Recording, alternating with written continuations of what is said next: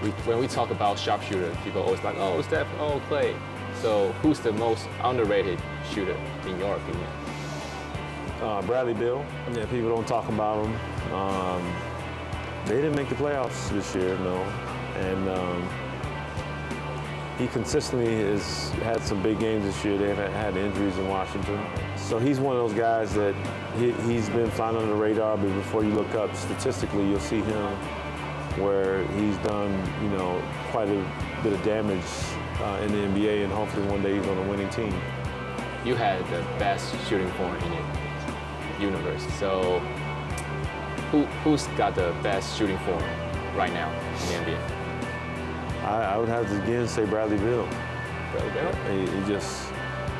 He has good lift on the jump shot. He has good form. He just looks good. So you won your first championship with the Celtics as one of the big three, and got your second one in Miami, but it's more like a veteran role player like that. So for you personally, what's the difference between those two championships? It just happened differently. Like in Boston, we led from beginning to end, season-wise, record-wise. Then we got to the playoffs, and it was such a difficult grind, going to so many game sevens. So you didn't know if it was going to happen. And in Miami, we had a 27-game win streak. We had fun.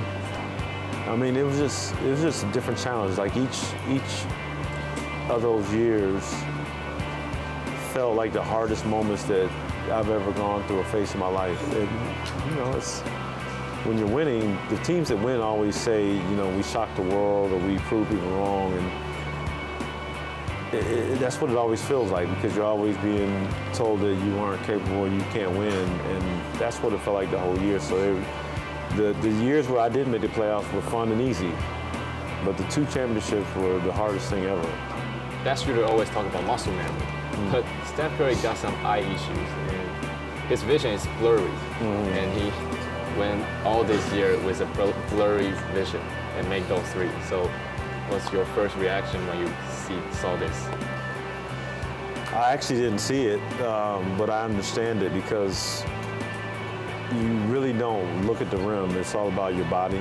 You know the court, you know the three-point line, the free throw line, like you know kind of how your body fits. You know, I can shoot in the dark, and I've done that. You know, sometimes I've shot warm-ups and lights have been cut off on me, so it doesn't change how I shoot, because you're kind of preparing your body for it. And I think that's probably, when you shoot so much, you know where you are. You just have to get your body prepared to, you know, when you're going through a game, you get fatigued and you break down.